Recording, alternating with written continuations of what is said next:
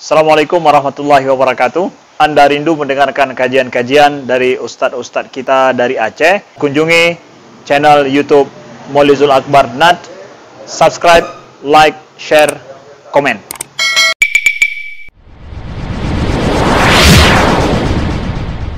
Masalah hukum-hukum seputar Ramadan di pertemuan yang lalu. Namun karena halangan hujan,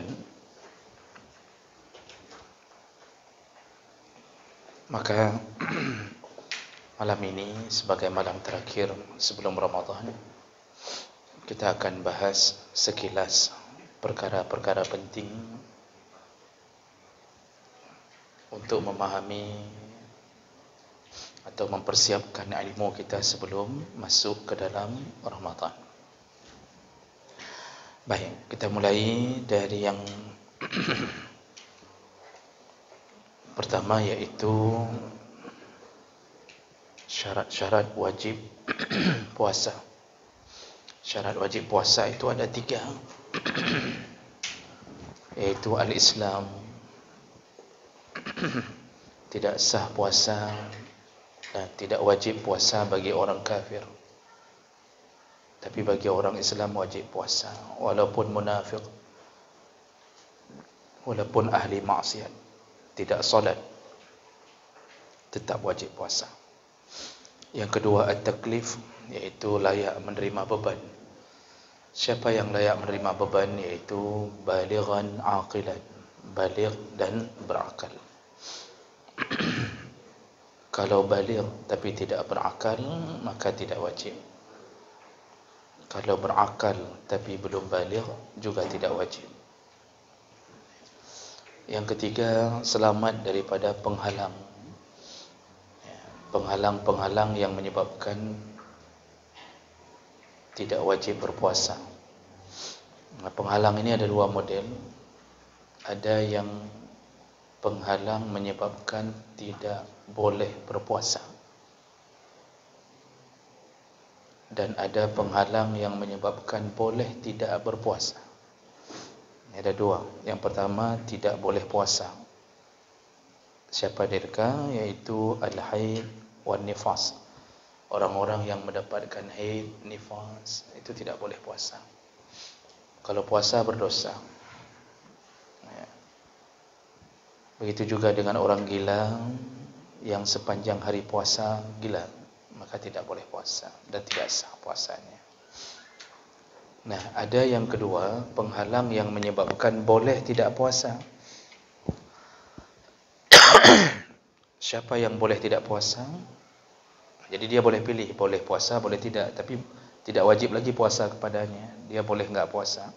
Yang pertama adalah al-marad, yaitu orang yang sakit, yang sekira-kira kalau dia puasa bertambah sakitnya. Tapi seandainya kalau dia sakit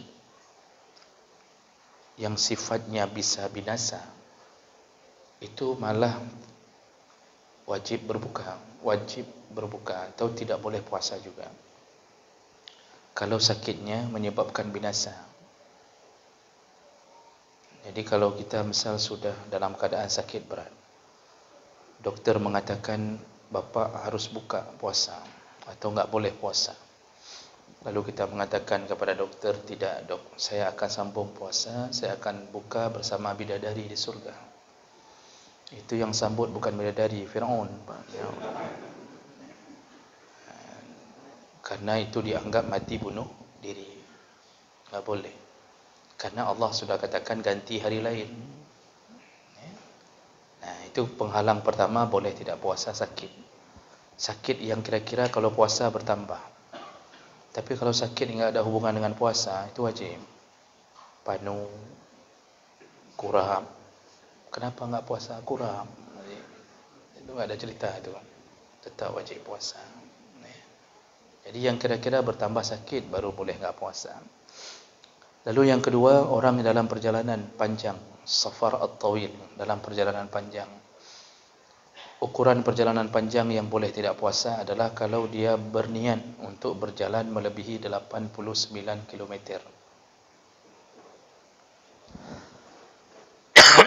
atau 90 km. Lalu safar itu safar mubah, bukan safar maksiat.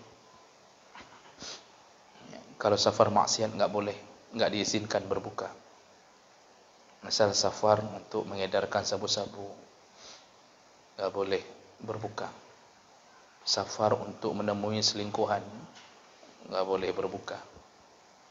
Tapi biasanya yang begitu-begitu enggak puasa. Biasanya, Nah, jadi ini orang-orang ni boleh tidak puasa. Namun yang harus diingat satu syarat yang terakhir, ini yang paling penting. Orang kalau melakukan perjalanan panjang boleh tidak puasa kalau bisyarat ayyastaghriqa as-safar sa'ir al-yawm. Perjalanannya sepanjang hari ketika sudah masuk puasa itu dia memang safar. Bagaimana maksudnya ini? Ketika datang wajib puasa. Kapan wajib puasa itu? Ketika imsak. Imsak itu azan subuh. Itu ketika datang wajibnya puasa, dia sudah posisinya safar. Itu yang boleh enggak puasa.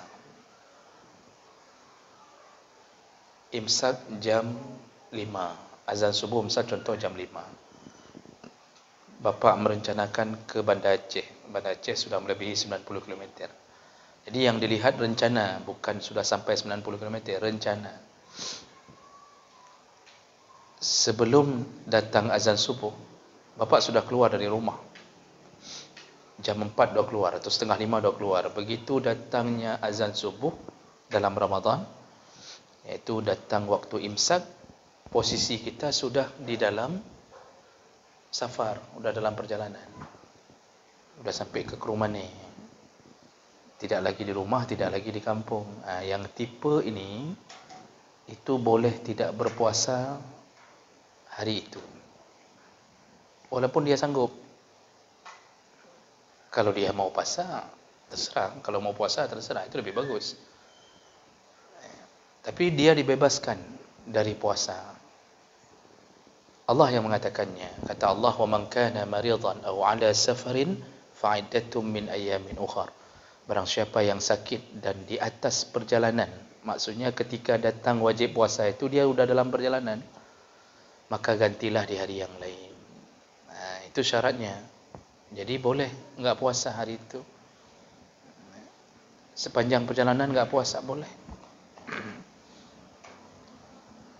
Tapi yang model sahur di rumah, ketika azan datang, dia di rumah, belum berangkat.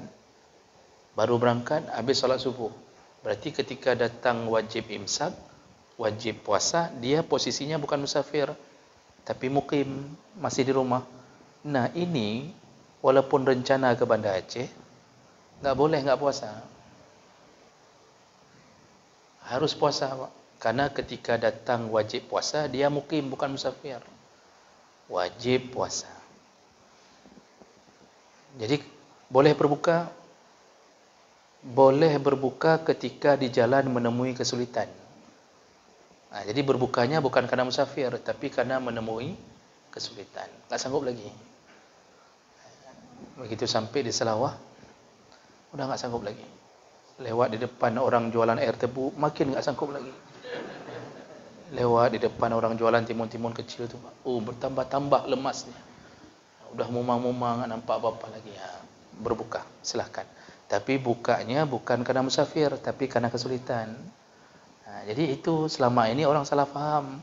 Mengira asal mau ke Medan, berangkat jam 7 pagi pun boleh. Boleh enggak puasa. Nanti dalam mobil tu, dengan keluarga musyawarah, kayak mana kita buka aja. Kan kita safar. Salah, enggak ikut pengajian lancang garam, itu akibatnya. Yang boleh enggak puasa itu yang ketika datang imsak, dia sudah musafir. Jadi ketika dia wajib, posisinya musafir. Itu yang boleh enggak buka. Itu boleh enggak puasa. Selama ini kesalahpahaman terjadi, mengira asal sudah safar, sudah boleh. Enggak, baru boleh kalau menemui kesulitan. Sudah berkunang-kunang, nampak lagi bintang-bintang sudah mulai berkeliaran di atas kepalanya, itu baru boleh. Nah, Imam Syafi'i menegaskan, hukum ini tidak berlaku yang orang-orang yang mudi mas safar, yaitu orang-orang yang selalu dalam perjalanan. Enggak berlaku hukum itu. Contohnya para supir, yang kerja supir. Tiap-tiap hari dia dalam perjalanan. Selama Ramadan pun dia keluar sebelum subuh dari Medan ke Lok Semame Medan, Banda Aceh Medan, begitu-begitu. Dia selalu memang keluarnya sebelum subuh. Ketika azan subuh datang memang sudah musafir. Tapi enggak berlaku bagi dia. Tidak berlaku bagi dia. Jadi para supir tetap wajib puasa. Kejadian di lapangan, para supir rata-rata enggak puasa. Minum di depan penumpang, dosa besar. Ini supir-supir ni terlalu pede. Seakan-akan ada orang dalam di dalam surga. Jadi dia bisa urus sendiri masuk surga. Ini bahayanya. Nah, jadi oleh karena itu, ini penghalang, perkara yang menyebabkan tidak wajib puasa. Yang kedua, yaitu safar panjang. Kalau kita duluan berangkat sebelum imsak. Yang ketiga yang boleh tidak puasa adalah al-ajzu anis siyam, yaitu orang-orang yang sudah tidak sanggup lagi puasa. Siapa mereka? Al-kibar, sudah tua renta. Sudah kakek-kakek, nenek-nenek umur 70, 80 enggak sanggup lagi. Itu boleh enggak puasa. Tinggal bayar fidyah. Yang kedua yaitu marad alladzi la yurja shifa'uhu. Orang yang sakit yang tidak mungkin sembuh lagi. Jadi enggak ada harapan untuk ganti. Memang kata doktor, dalam kacamata doktor ni enggak mungkin sembuh. Mereka enggak usah puasa lagi. Jadi bapak ibu yang kalau punya nenek atau kakek enggak sanggup puasa lagi, jangan dipaksa. Pernah dipaksa hari pertama pingsan. Hari kedua pingsan. Asal sudah mulai dengar puasa pingsan. Diajak jalan-jalan ke Gunung Salak, enggak pingsan-pingsan dia. Jadi yang sudah enggak sanggup lagi bayar fidyah. Nah, kapan bayar fidyahnya? Fidyah itu dibayar setelah melalui hari puasanya. Jadi bukan bayar fidyah di awal di bulan Syaban. Kita bilang, nak tolong bayar fidyah bapak sebentar. Untuk bulan Ramadan ni enggak sanggup puasa bapak kali ini. Sudah lemah sekali, diabetes, asam urat macam-macam. Enggak boleh bayar fidyah sebelum waktunya. Jadi fidyah itu baru muncul setelah harinya dilalui. Hari ini bayar fidyah untuk puasa kemarin. Minggu ini bayar fidyah untuk puasa minggu kemarin. Ambil 77 hari bayar. Atau bayar fidyah nanti malam terakhir Ramadan. Bayar fidyah langsung untuk hari yang telah berlalu, itu juga boleh. Yang penting lalui dulu harinya, karena tidak akan muncul fidyah kecuali hari itu telah dilewati. Berarti betul-betul enggak sanggup melalui hari itu, muncul fidyah. Begitu cara bayar fidyah. Bagaimana cara, berapa yang harus dibayarkan? Allah mengatakan wa 'alal ladzina yutiqunahu fidyatun ta'amu miskin. Orang-orang yang sudah tidak sanggup puasa membayar fidyah dengan cara memberi makan orang miskin. Jadi miskin khusus miskin. Enggak boleh kasih fidyah ke anak yatim, Pak. Kecuali yatim itu miskin. Boleh kasih fidyah ke janda, kecuali janda itu miskin. Syaratnya miskin, beda dengan zakat. Zakat 8 kelompok boleh kasih. Fidyah khusus orang miskin. Fakir di bawah miskin lagi itu. Boleh di bawah miskin lagi. Nah, jadi bayar fidyah itu boleh dua cara. Boleh kasih makanan jadi langsung. Beli nasi bungkus, nasi kotak. Sekira-kira harga 15.000 lah. Kasih jus 15 sampai 20.000 untuk satu hari. Kasih ke satu orang miskin untuk mengganti satu hari yang telah berlalu. Boleh kasih makanan, kirim setiap untuk buka puasa, kirim untuk orang miskin, boleh. Pokoknya orang miskin ni ketika buka nasi bungkus kita, dia enggak merasa miskin, dia merasa kaya. Begitu buka ayam penyet, geprek, jangan sampai gitu dia buka, dia mengira ini kayaknya sama-sama miskin nih. kok kering dua anak, Pak. Ikan teri dua biji. Ditaruh lado di kepala ikan teri ni sikit. Yang lelaki-lelaki baik juga fidyah, malai-malai itu mentang. Kasih fidyah yang baik, yang bagus untuk orang miskin. Atau boleh kasih beras, makanan pokok boleh. Dalam banyak pandangan, termasuk mazhab Syafi'i membolehkan dengan beras. Ukuran beras antara 600 sampai 700 gram. Tidak sampai sekilo untuk satu hari yang tinggal. Cuma ya kalau kasih dengan beras, apalagi zaman sekarang minyak goreng sedang naik. Kasih beras itu kasihan orang miskin, nggak bisa dinikmati juga. Dia harus mikirkan lauknya, nggak bisa langsung dinikmati. Jadi kalau disuruh pilih, memilih makanan jadi itu lebih utama. Ya. Jadi itu cara bayar fidyah.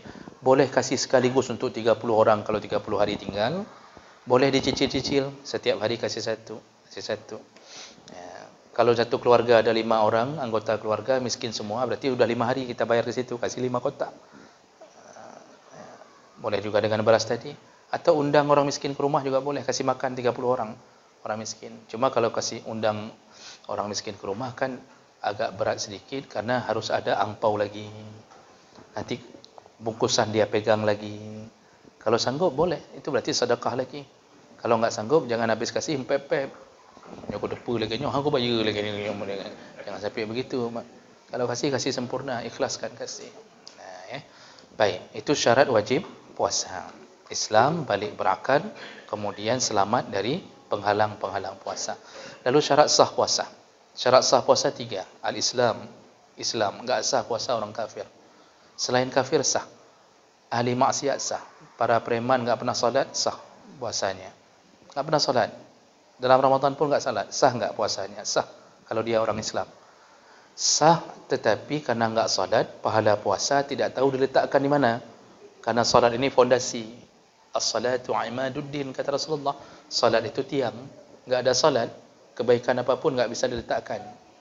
Makanya orang yang hanya puasa enggak solat, puasanya sah tapi bangai. Solat ini tetap dia buat fundament ini solat. Selama atas nama orang Islam sah puasa. Yang kedua, al-aqlu. Lihat di sini Bapak, tidak disyaratkan lagi baligh. Tadi waktu syarat wajib, syaratnya balik berakal. Waktu syarat sah, enggak ada syarat baligh. Yang ada syarat berakal. Apa maksudnya? Belum baligh pun atas nama sudah berakal, sah puasanya. Makanya anak-anak kita itu ukuran berakal anak-anak itu ukurannya umur 7 tahun, tamyiz. 7 tahun ke atas sudah mulai berakal tu. Dia sudah tahu baik buruk, kita bilang duduk, dia duduk, kita bilang diam, dia diam. Sudah tahu dia. Itu berakal, tamyiz. Tapi belum baligh, sahkah puasanya? Kalau selamat puasanya daripada pembatal-pembatal, sah. Makanya disuruh didik anak-anak yang umur 7 tahun untuk puasa, Pak. Bapak yang masih punya anak umur 7 tahun, anak bukan isteri. Jangan sampai punya isteri 7 tahun. Yang punya anak umur 7 tahun tu suruh didik anak-anak puasa. Sah enggak puasa mereka? Sah. Mereka tahan sampai maghrib, sah. Tapi pahalanya berpahala, tapi pahala tidak dicatat untuk mereka, tapi untuk orang tuanya. Karena mereka enggak ada catatan amal, baru dibuka catatan amal anis sabi hatta yablugh. Anak-anak ketika sudah balik baru pena malaikat tercatat untuknya. Baru ada pahala untuk mereka. Jadi yang umur-umur 7 tahun kita suruh puasa, itu pahala untuk kita, Pak. 10 tahun belum mau puasa, suruh pukul. Dikiaskan ke salat. Ditulis juga dalam banyak kitab. Iza balagha 10 sinin fadribuhu. Pukul dia kalau belum mau puasa umur 10. Dididik tu. Jadi manfaat tu dia apa? Walaupun enggak ada pahala, dia dapat pendidikan terbaik untuk melanjutkan amal saleh. Kita dapat apa? Kita dapat pahala dari puasanya dia. Tapi bapak jangan kasih tahu anak-anak. Besok puasa ya nak. Tapi kamu enggak ada pahala. Pahala untuk bapak. Anak nyaut, mengadak dah ni. Adik puasa, bapak dapat pahala. Oh, nak puasa juga dah. Gitu. Jangan kasih tahu pak, itu rahsia antara kita saja. Jangan kasih tahu anak-anak. Jadi begitu, berakal yang menjadi syarat sah. Balik enggak jadi syarat sah. Didik anak-anak puasa. Dan jangan biasakan didik anak puasa setengah hari. Kita ini korban-korban didikan setengah hari dulu, Pak. Dulu kan kita dididik nak puasa ya, setengah hari aja pun boleh. Kita buka zuhur, fikir ada pahala zuhur, enggak ada. Anak-anak tetap didik 1 hari, jangan setengah hari. Salah kalau didik setengah hari. Kita kadang-kadang terbiasa didik setengah hari, sampai hari ini ada yang sudah tuha pun masih puasa setengah hari. Katua tuha, setengah huruf puasa. Coba apa lihat tu di ujung-ujung Cunda Plaza, setengah orang tu yang puasa. Jadi bagaimana cara didik anak-anak puasa sampai maghrib? Rupanya lapar sekali siang, suruh buka. Bukan buka puasa, makan aja, nak makan, enggak apa-apa. Habis makan sambung lagi sampai maghrib. Nanti kita buka puasanya sama-sama maghrib. Jam 2 dia lapar lagi, suruh makan. Jam 4 lapar lagi, suruh makan. Yang penting puasa sampai maghrib. Jadi terpatri dalam kepalanya puasa itu baru berpahala kalau sampai maghrib. Terus saja. Di umur 8 tahun dah bagus tu. 9 tahun makin bagus, terus makin bagus. Jadi jangan didik setengah hari aja ya nak. Enggak bisa. Nah, jadi itu syarat sah puasa yang kedua, berakal. Syarat ketiga, selamat daripada pembatal-pembatal puasa. Nanti pembatal puasa kita sebutkan waktu rukun. Nah, itu. Baik, berikutnya rukun puasa. Ini singkat padat kerana waktu, Pak. Jadi minggu yang lalu saya datang. Cuma begitu sudah hampir sampai sini, Pak. Itu baju udah habis, hanali. Udah mencerok-cerok air ke bawah, Pak. Kalau saya datang, basah ni semuanya ni. Terpaksa saya banting setir balik. Enggak bisa lagi, enggak bisa datang lagi memang. Ya, saya sampai ke sana tu, dah sampai. Karena tu baju tu, terpaksa balik. Saya WA Pak Rahman sama Pak Jamal untuk memberitahu. Jadi saya datang, pahala saya sudah dapat. Amplop mana melempar.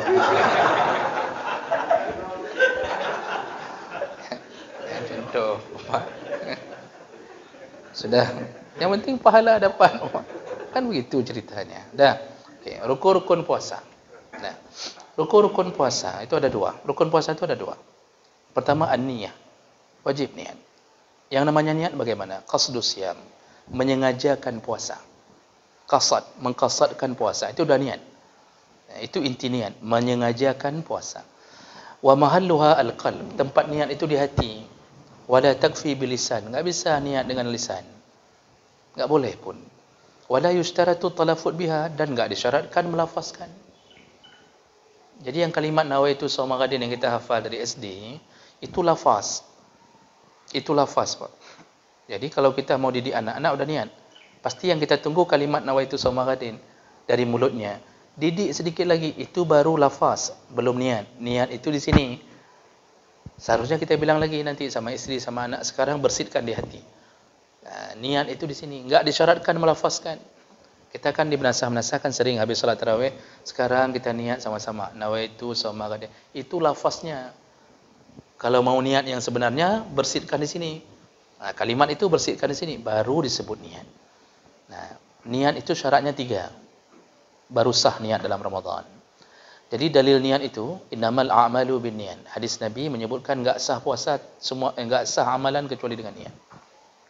Syarat niat 3. Yang pertama at-tabyin, harus dilakukan di malam hari. Rasulullah yang mengatakannya, man lam yubayyitis siyam qabla al-fajri fala siyama lahu.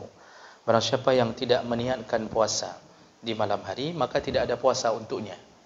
Maksud malam itu kapan? Mulai dari maghrib sampai sebelum terbit fajar. Itu yang dimaksud dengan malam. Batasan berniat habis buka puasa, langsung bersih di hati. Paling kurang sebelum azan subuh. Baru sah. Maka dibuat di sini. Fa illam yaqsud ila siyam illa ba'da tulu'il fajr, batalat an-niyah wa batala as-shaum. Barang siapa yang enggak membersihkan niat sama sekali di hatinya, mulai dari maghrib sampai selesai azan, enggak ada bersihkan niat, maka tidak ada puasa, enggak sah puasanya. Contoh tertidur, dari habis maghrib tertidur. Terbangun habis azan subuh, Bang. Enggak ada sedikit pun ini bersihkan untuk puasa besoknya, tertidur.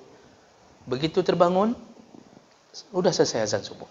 Itu masih untung. Ada yang terbangun buka puasa besok harinya lagi. Itu lebih parah lagi. Nah, orang yang terbangun habis azan subuh, apakah dia bisa puasa hari itu? Tidak. Dia enggak ada puasa untuknya. Ganti di hari lain. Berdosakah? Tidak juga kalau enggak disengaja. Kalau disengaja yang dosa. Jadi enggak ada puasa tu. Tapi walaupun enggak ada puasa, nanti dia wajib qada di hari lain. Walaupun enggak ada puasa, yang dia tetap disuruh imsak. disuruh bertahan seperti orang puasa. Sama kayak orang-orang haid, ibu-ibu yang haid itu enggak boleh orang haid suka-suka di siang hari Ramadan. Jadi jam 10 udah beli Indomie, telur 2, udang sedikit, kepiting, lalu taruh makan Indomie di depan anak sama suami. Kita tanya sama anak, kenapa mama enggak puasa? Mama haid nak. Kalau anak mau kayak gini, haid dulu. Nah, kata mamanya. Boleh enggak wait makan ini, buka kulkas, buat rujak, taruh roti selai, enggak ada roti selainya aja makan. Enggak boleh. Enggak boleh, Pak. Tetap disuruh sahur. Orang haid tetap disuruh sahur. Nanti tahan seperti orang puasa, tahan diri seperti orang puasa. Oh, lapar kali siang hari nanti, makan diam-diam. Masuk dalam kulkas, makan. Sudah selesai, keluar dari kulkas. Jadi jangan ketahuan, tutup pintu kamar, makan diam-diam. Anjir, wait, galak-galak, wait lah rumah. Yang semua menu berbuka dihabisi sama si haid ini, sama si, enggak boleh. Begitu juga orang yang enggak bisa puasa gara-gara lupa niat. Nah, jadi ini yang perlu dipahami dulu. Nah, sekarang masalahnya, ada orang lupa mengucapkan niat, lupa melafazkan. Tapi dia sahur. Sah enggak puasanya? Sah. Kenapa?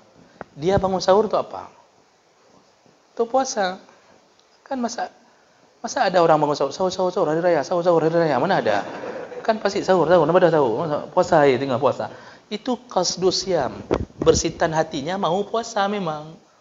Kalau enggak mungkin dia sahur. Memang sahur untuk puasa. Cuma tidak mengucapkan kalimat tadi. Sahkah puasanya? Sah. Atas nama sudah sahur, itulah niat. Itulah bersihkan hati. Cuma lebih sempurna kalau melafazkan niat, membersihkan kalimat yang diatur oleh para ulama tadi. Itu lebih sempurna saja sebenarnya. Nah, okay, syarat pertama harus dilafazkan, harus diniatkan di malam hari. Syarat kedua, at-ta'yin, mentakyinkan, maksudnya menyengajakan puasa ni untuk Ramadan ni. Supaya tidak bercampur-campur, seakan-akan puasa qadha, seakan-akan puasa sunnah. Sama kat salat juga. Salat enggak boleh berniat sengaja aku salat, enggak boleh. Ta'yin, salat apa? Salat sunnah apa salat fardu? Fardu apa? Duhur apa asar? Makanya kalau niat salat fardu duhur di waktu asar, enggak sah. Harus ulang takbiratul ihramnya. Enggak sah, sengaja aku salat duhur. Padahal asar tu enggak sah, karena salah ta'yin. Nah, begitu juga Ramadan, maka dibuatlah kalimat oleh para ulama an ghadin, puasa untuk besok. Maksudnya besok Ramadan. Aku puasa untuk Ramadan ini. Di situ. Itu kalimat nawaitu shauma ghadin itu hadis Nabi atau bentukan para ulama? Itu dibentuk oleh para ulama, bukan hadis Nabi, untuk membuat orang awam tidak bingung cara berniat. Jadi dibuatlah kalimat an ghadin supaya ta'yinnya bahwa Ramadan ini yang ku puasa. Begitu. Kemudian yang ketiga, at-tikrar, harus berulang-ulang niat itu, seperti berulang-ulangnya hari. Maka dibuat fala tughni niyatan wahidah anis syahri kullah. Tidak sah berniat untuk 1 bulan penuh dari awal bulan. Enggak sah. Mungkin Bapak pernah dengar bahwa niat terus di awal bulan untuk sebulan. Tidak sah dalam pandangan jumhur ulama. Satu-satunya mazhab yang membolehkan berniat 1 bulan penuh hanya mazhab Malik. Hanya mazhab Malik. Jadi yang melakukan itu berarti mengikuti mazhab Malik. Sedangkan semua mazhab lain, jumhur ulama, 3 mazhab lain dan semua ulama-ulama besar lain mengatakan tidak sah. Kenapa mazhab Malik mengatakan boleh? Karena beliau berijtihad di atas kalimat Allah, faman ra'a minkumus syahra falyasum. Barang siapa yang melihat syahra, puasalah. Syahra itu bukan nama bulan di langit. Kalau bulan di langit namanya qamar atau badrun. Syahra itu nama zaman. 1 sampai 30 disebut syahra. Allah menyebut siapa yang melihat syahra, berpuasalah. Jadi Imam Malik mengatakan Allah saja menyebut Ramadan dengan syahra. Berarti beliau berijtihad. Berarti Ramadan itu 1 paket. Karena 1 paket boleh niat di awal bulan untuk sepaket itu. Nah, itu alasan Imam Malik. Dibantah oleh jumhur ulama. Kata jumhur ulama, Ramadan namanya Ramadan untuk nama bulan. Tapi hari-harinya terpisah-pisah, enggak 1 paket. Buktinya apa? Dalam kitab dibuat. Buktinya, hari ini kita batal, maka tidak batal hari kemarin. Hari ini kita batal, enggak batal hari besok. Kalau satu paket batal hari ini, batal semua. Bapak kalau dicoret mobil, dicoret bahagian pintu, itu bisa dicat pintu aja, bisa dicat garis tu aja, kan nggak bisa. Siapa pintu bayar cat? Begitu satu paket. Jadi catnya satu paket itu begitu. Ini Ramadan nggak begitu. Hari ini batal, besok tetap lanjut seperti biasa. Membuktikan hari-hari Ramadan terpisah. Oleh karena itu wajib berniat terpisah. Maka dalilnya mana? Nabi tadi mengatakan barang siapa yang tidak berniat di malam hari, maka tidak ada puasa. Kan Nabi mengatakan yang tidak berniat di malam hari, enggak ada puasa untuknya besok. Nah, namun ada ulama-ulama mazhab Syafi'i, contoh dalam kitab Bajuri juga disebutkan, ada yang mengatakan begini, berniat di awal bulan mengikuti mazhab Malik untuk berjaga-jaga, takut lupa niat di tengah perjalanan Ramadan. Itu anjuran, tapi tidak dikuatkan anjuran itu. Artinya tetap wajib niat di setiap hari. Sudah. Itu rukun pertama puasa, an-niyah. Rukun kedua, al-imsak, iaitu menahan diri dari al-mufattarat, pembatal-pembatal puasa. Apa saja yang bisa membatalkan puasa, Pak? Ini harus kita tahan. Kalau mau Ramadan kita sah, puasa kita sah. Yang pertama, al-aklu wasyurb, iaitu tahan diri dari makan dan minum. Makan minum baru batal iza kana amdan, kalau terjadi dengan sengaja. Wa in kana qalilan, walaupun sedikit. Bapak sahur dengan timpan pakai kelapa. Jam 9 pagi keluar tu timpan. Kelapanya, timpannya keluar, kelapanya keluar dari sela gigi. Ditelan. Padahal kecil aja tu, enggak mengenyangkan. Begitu ditelan batal puasa hari itu. Kenapa? Karena menelannya dengan sengaja. Tapi kalau tidak sengaja, lupa. Mau makan 3 piring pun enggak batal. Udah makan 3 piring, baru diingatkan sama isteri, "Bang, enggak puasa. Ini Ramadan nih." Kata si abang, "Oh ya, Masya Allah," katanya. "Alhamdulillah." Gitu. Batal tidak? Tidak. Apa kata Rasulullah? Man nasiya wa huwa sha'im. Barang siapa yang lupa dalam keadaan sedang puasa, fa akala aw syariba, lalu dia makan dan minum, falyutimma shaumah, sempurnakan saja puasanya. Maksudnya suruh sambung puasanya. Fa innama at'amahu Allah wa saqahu, dia sedang dijamu oleh Allah. Jadi yang makan siang hari Ramadan lupa, dia itu tamu Allah.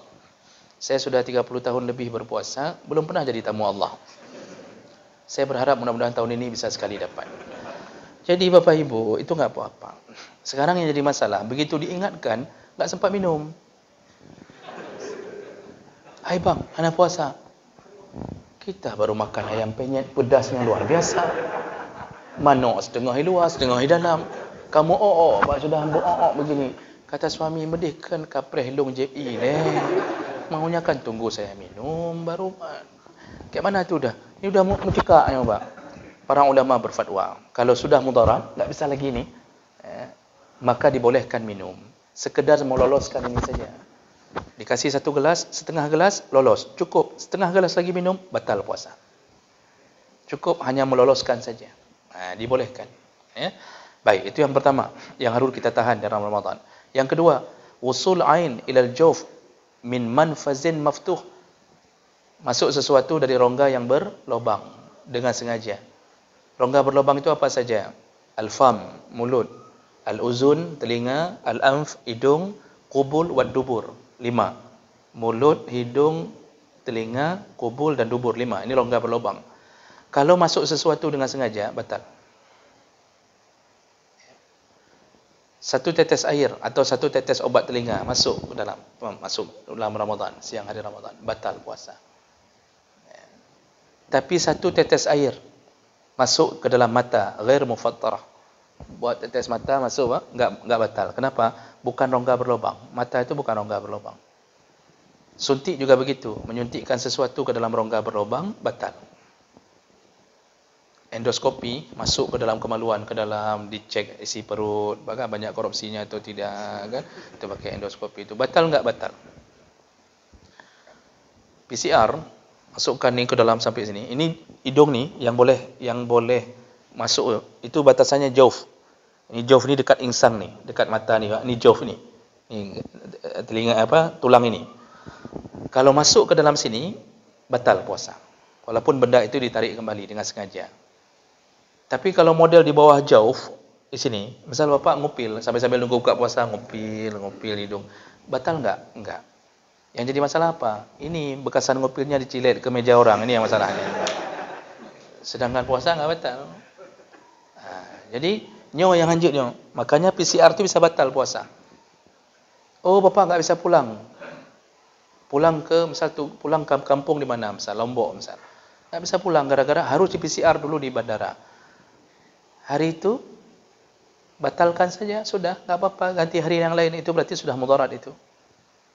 Nah, jadi itu kuncinya. Kuncinya rongga berlubang. Menyuntik bukan pada rongga berlubang, suntik di sini nih, kulit. Batal tidak? Tidak. Selama tidak mengirimkan makanan. Kecuali yang dikirim makanan, contoh infus. Itu makanan, vitamin, yang dikirim makanan, itu baru batal. Bukan karena suntikannya, karena makanannya. Tapi suntik pada pori-pori enggak masalah. Donor darah, al-fasdu, bekam, al-hijamah, tidak batal, cuma makruh. Makanya dimasukkan dalam bab makruh.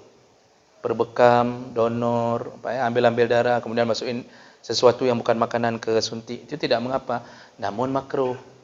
Misal habis donor, kenapa makruh? Karena takut lemah setelah itu. Habis donor kan lemas, makin lemas waktu dikasih peluk botol kacang hijau, tambah lemas itu. Tambah lemas, kasih telur 2, lemas terus. Nah, jadi itu membuat lemah itu yang menyebabkan makruh.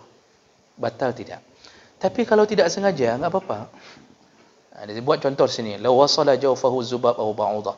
Ada orang yang masuk lalat dan atau nyamuk ke dalam mulutnya. Jadi mungkin nonton sinetron tu habab itu Pak. Masuk lalat tepat langsung ke tenggorokan. Batal tidak? Tidak. Kecuali bapak cari lalat, makan, baru batal. Dia masuk sendiri, salah dia.